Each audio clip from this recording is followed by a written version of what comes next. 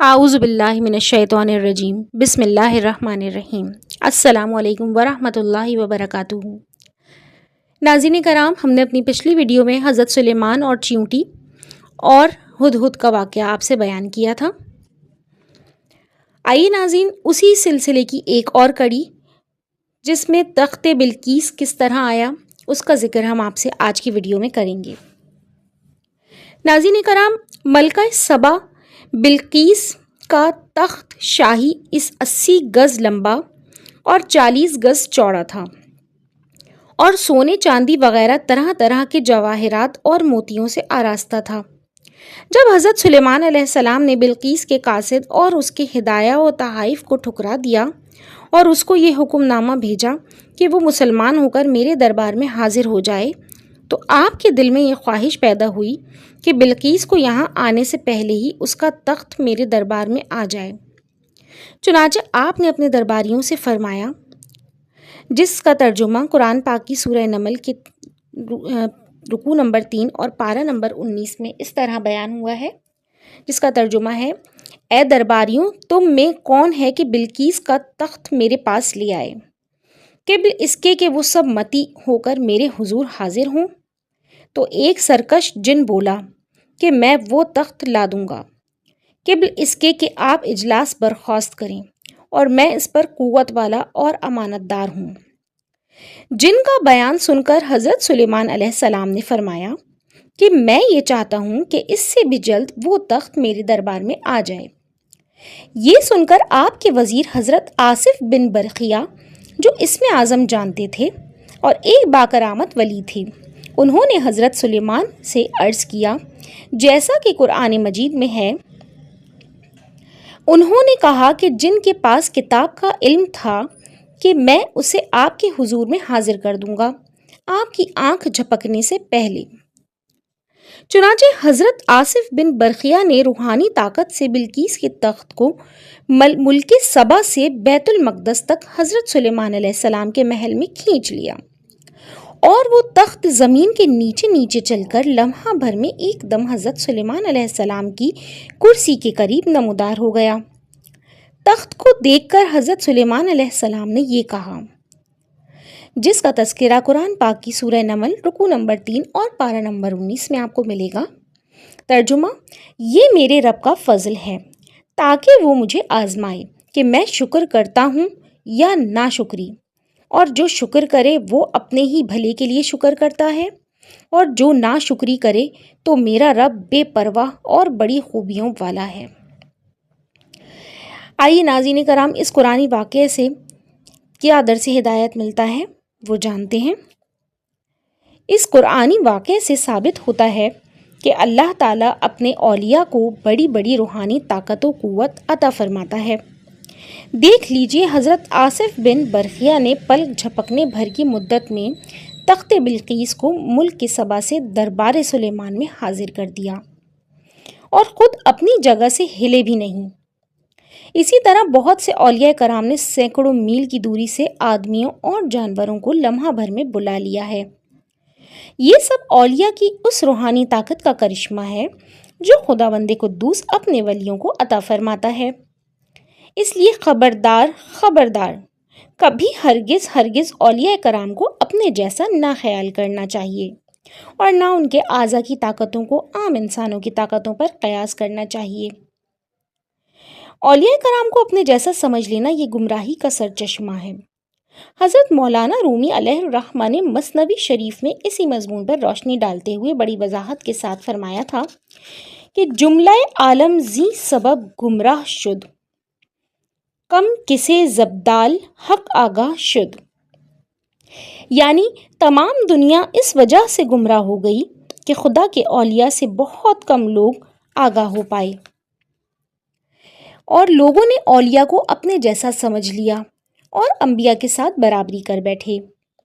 उन लोगों ने अपने अंधेपन से ये नहीं जाना कि अवाम और औलिया के दरमियान बेइंतहा फ़र्क होता है। बहरहाल खुलासा कलाम ये है कि औलिया कराम को हरगिज़ हरगिज़ आम इंसानों की तरह नहीं समझना चाहिए, बल्कि ये अक़ीदा रख कर औलिया कराम की ताज़ीम व तकरीम करनी चाहिए کہ ان لوگوں پر خداوند کریم کا خاص فضل عظیم ہے، اور یہ لوگ بے پناہ روحانی طاقتوں کے بادشاہ بلکہ شہنشاہ ہیں۔ یہ لوگ اللہ کے حکم سے بڑی بڑی بلائیں اور مصیبتیں ٹال سکتے ہیں، اور ان کی قبروں کا بھی ادب رکھنا لازم ہے کہ اولیاء کی قبروں پر فیوز و برکات خداوندی کی بارش ہوتی رہتی ہے، اور جو عقیدت و محبت سے ان کی قبروں کی زیارت کرتا ہے وہ ضرور ان بزرگوں کے فیوز و برکات سے فیض یاب ہوا کرتا ہے۔ اس زمانے میں فرقہ وہابیہ علماء کرام کی بے ادبی کرتے رہتے ہیں۔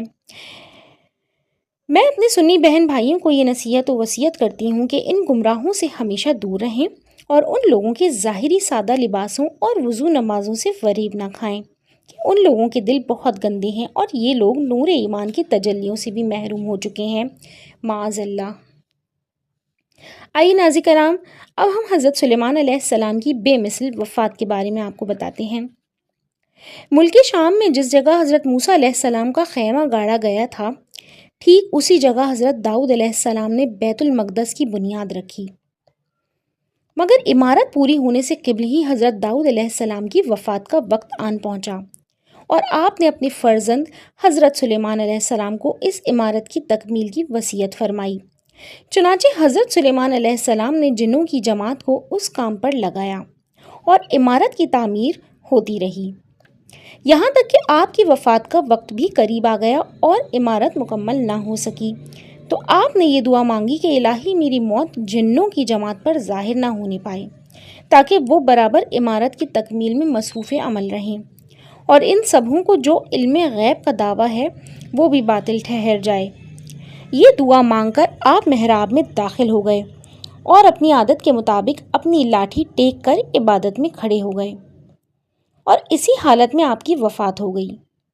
مگر جن مزدور یہ سمجھ کر کہ آپ زندہ کھڑے ہوئے ہیں برابر کام میں مصروف رہے، اور عرصہ دراز تک آپ کا اسی حالت میں رہنا جنوں کے گروہ کے لیے باعث حیرت اس لیے نہیں ہوا کہ وہ بارہا دیکھ چکے تھے کہ آپ ایک ماہ بلکہ کبھی کبھی 2 ماہ برابر عبادت میں کھڑے رہا کرتے تھے۔ اللہ اکبر! غرض 1 سال تک وفات کے بعد آپ اپنی لاٹھی کے سہارے کھڑے رہے، یہاں تک کہ بحکم الہی دیمکوں نے آپ کی عصا کو کھا لیا اور عصا کے گر جانے سے آپ کا جسم مبارک زمین پر آ گیا۔ اس وقت جنوں کی جماعت اور تمام انسانوں کو پتہ چلا کہ آپ کی وفات ہو گئی ہے۔ قرآن پاک میں اس واقعے کا ذکر سورہ سبا کے رکوع نمبر 2 اور پارہ نمبر 22 میں آیا ہے۔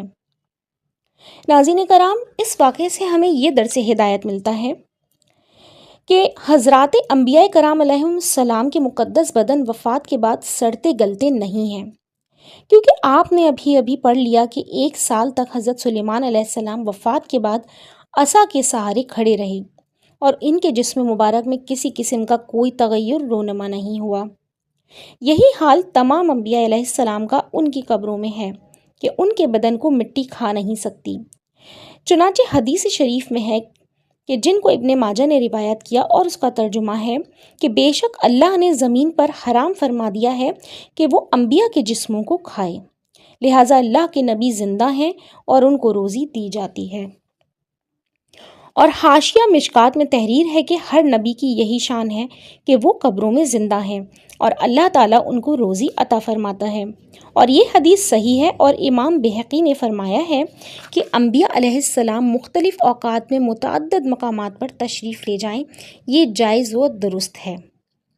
اسی لیے اہل سنت و جماعت کا یہی عقیدہ ہے کہ حضرات انبیاء کرام علیہ السلام اپنی اپنی مقدس قبروں میں حیات جسمانی کے لوازم کے ساتھ زندہ ہیں۔ اسی لیے یہ گستاخ فرقہ انبیاء کرام کے قبروں کو مٹی کا ڈھیر کہہ کر ان مقدس قبروں کی توہین اور ان کو منہدم کرنے کی کوشش میں لگے رہتے ہیں۔